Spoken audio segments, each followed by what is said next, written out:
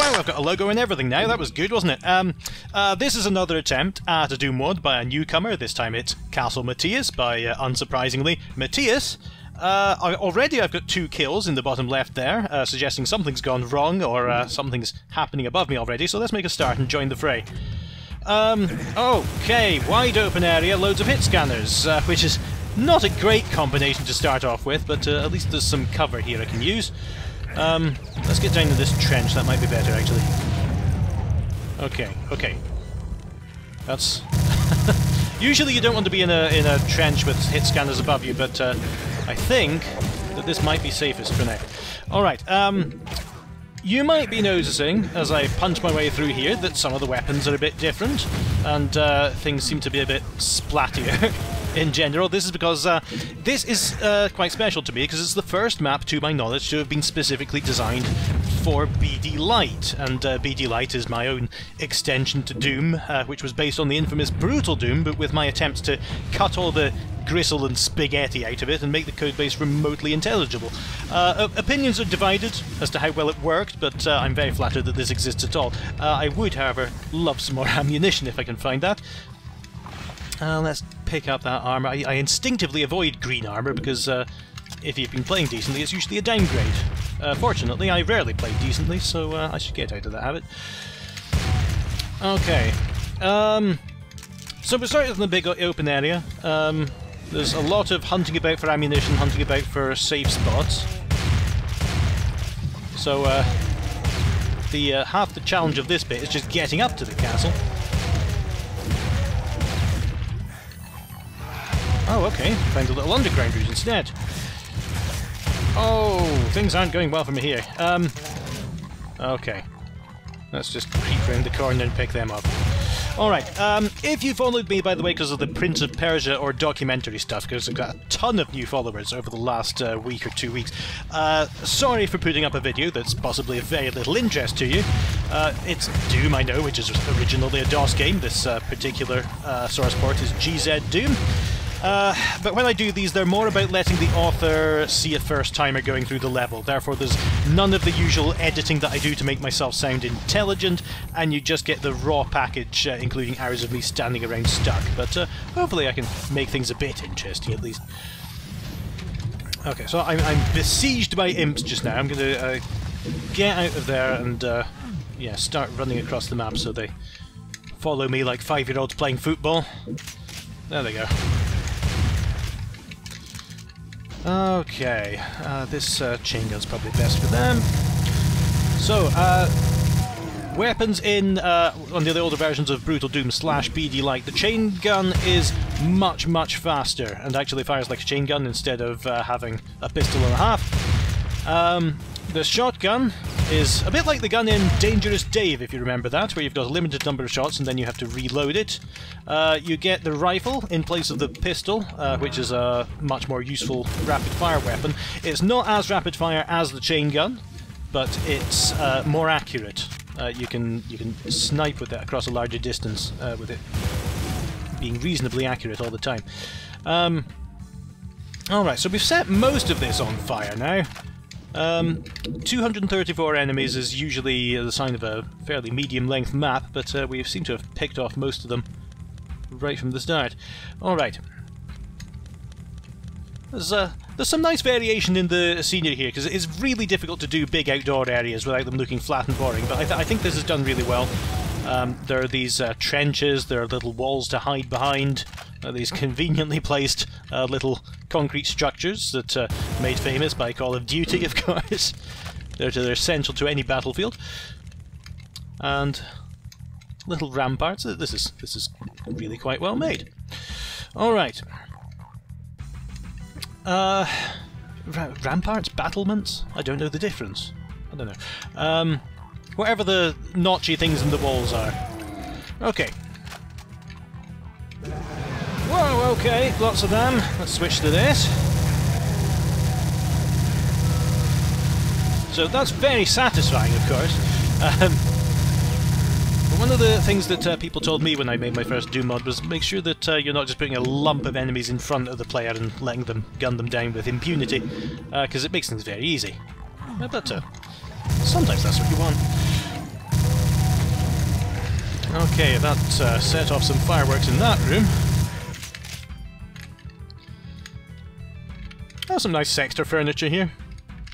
Again, opinions are divided. Sometimes it looks really cheesy, but I think the candles on the table work very well, and that's quite nice, having a glass floor. I hadn't realised you could actually do that. I can't remember. No effect on that door. I usually like it. I usually like some obvious reason why I can't open a door if that happens. All right.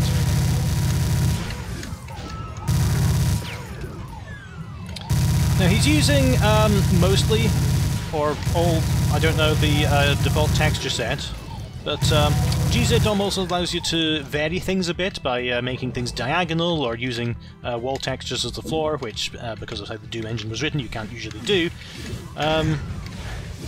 But that makes things a bit more varied. Alright, so I'm on the ramparts, battlements, or crenellations, or whatever they're called now. That doesn't really matter when you've got better things to concentrate on. Oh, come on. Do I have the rocket launcher yet? I don't. Alright. We'll just continue with this.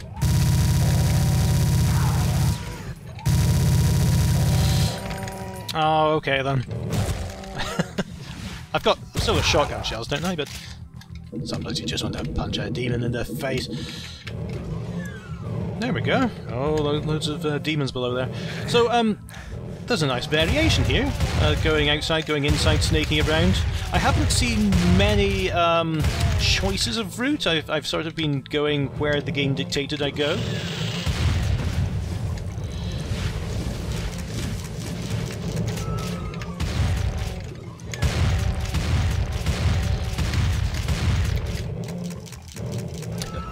A lot of the weapons here are they're really satisfying. And that's not my work, it's the originals from Brutal Doom, so whatever authors put these weapons together originally. Those are the ones to credit. Alright.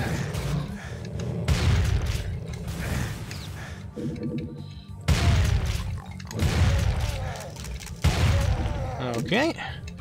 Again, sector is a blood pool of blood trap of furniture, I don't really know. But this is very obviously a dungeon setting we've got here. Okay, there's the blue key. I heard something happen there! That's a classic.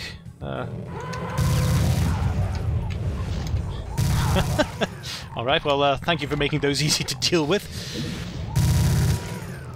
Usually that's a door texture, so it's kind of confusing that it's there, although it does kind of look better as a metal and wood combination. Oh, now I touched that, and something opened behind me. It acted like it was a switch. And now I saw that switch, and I'm wondering if I missed something here. Where is that? I can't hear where it was. It sounded like it was in front of me.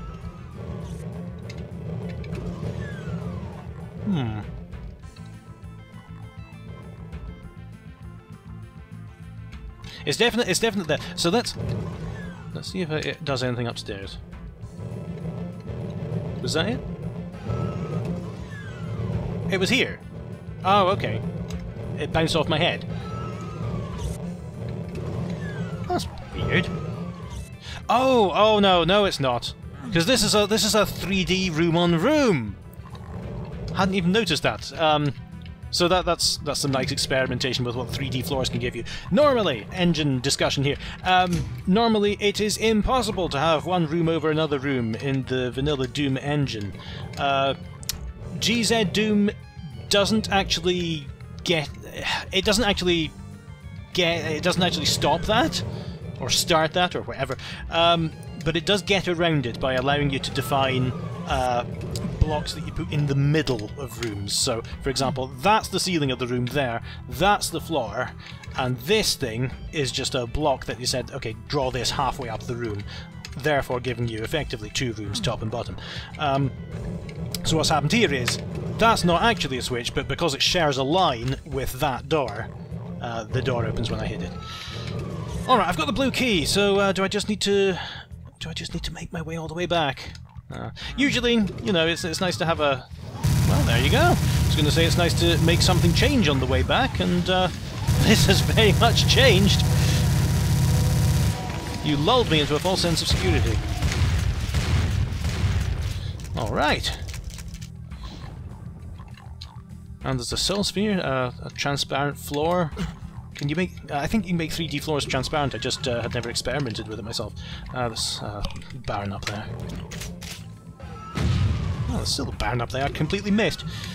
How unfortunate. Okay, there's the blue door.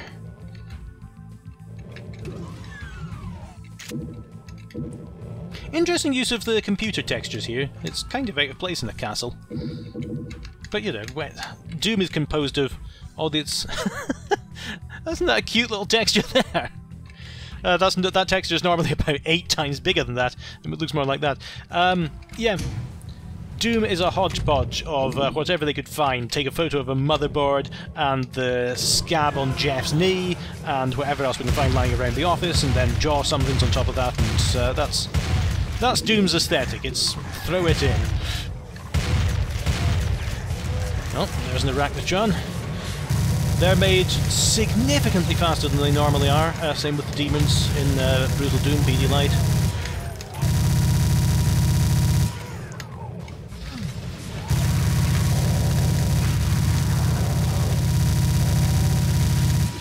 Oh god.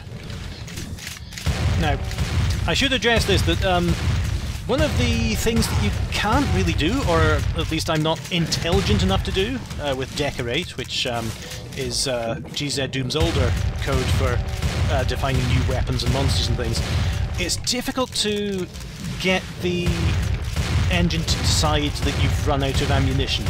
And because when you've got 2 different types of ammunition for a gun, which is what happens when you need to reload, it can be difficult to convince it to switch to your next lowest weapon. And sometimes you end up with an empty gun that you can't fire. Sometimes you end up switching to the fists when you've actually got ammunition for a better weapon as well.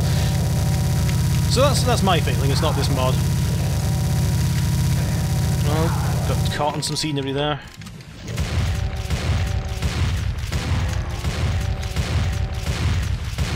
Did I ever pick up that rocket? I did, didn't I? I thought I had. There it is! Alright. Ah, a couple of couches here. This is a fairly sparse living room, but it's got this swanky transparent floor. Alright, yeah, there's a nice use of transparent floors here. I hadn't really considered using them myself, but there's... Okay, so there's my next destination. I need the Red Skull. Usually not a good idea to walk around with your rocket launcher out, because you'll blow yourself all up in the face.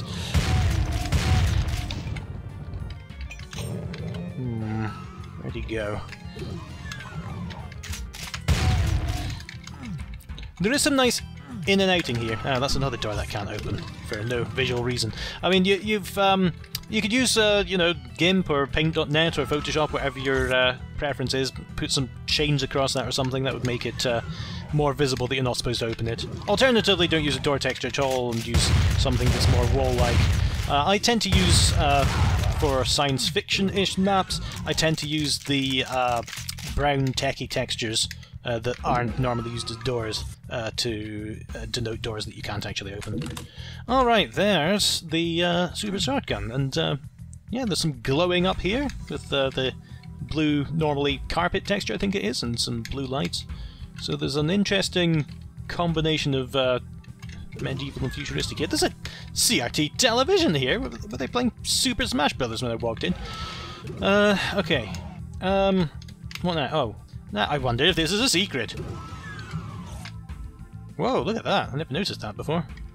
Oh, it isn't a secret either.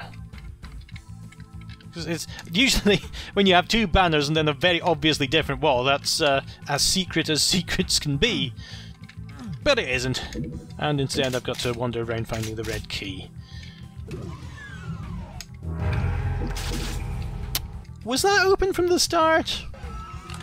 I think that's a bit generous. I'll check back again, but that secret should be significantly better hidden if you're going to give out the BFG and the Megasphere there. Okay, what am I doing again? Yeah, red key. So I thought I was in like going here, but that doesn't seem to lead me anywhere. Where is the red key?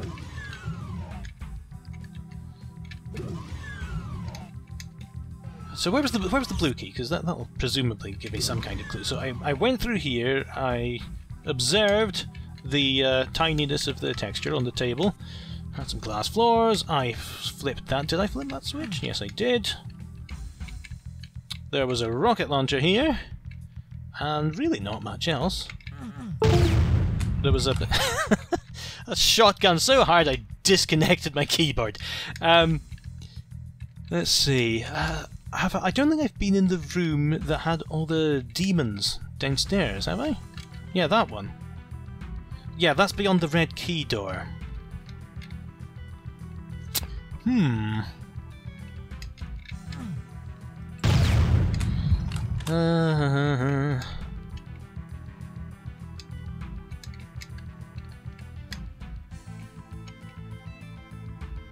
not much else to say just now.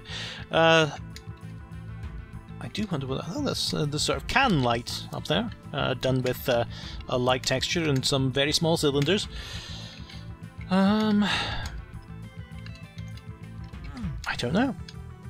I don't know where the red key is. Let's search elsewhere. Because I did open something, didn't I? Because there was this massive array of arachnotrons and everything. And the... Oh, I haven't been down here, have I? Yeah. There it is! Yeah, I remember this corridor. I just hesitated to go down it, and then rejected it, and then completely forgot about it. Sorry! Sorry for the standing around. There we go. Is that door as well? It isn't, okay. It just looked like a door because, again, the line depth is shared with one below it, a 3D floor. Hang on.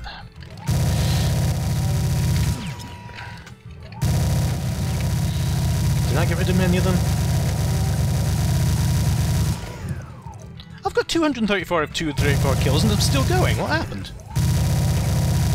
Let me just check something. There are no monsters left, but there are these. I may have made a mistake in PD Light and made Pinkies not count as monsters or something. That would be embarrassing. But I'll double check that. In the meantime, I think this sci-fi door in the middle of the castle will transport me to another part of the space-time continuum, and that is the end of Castle Matias.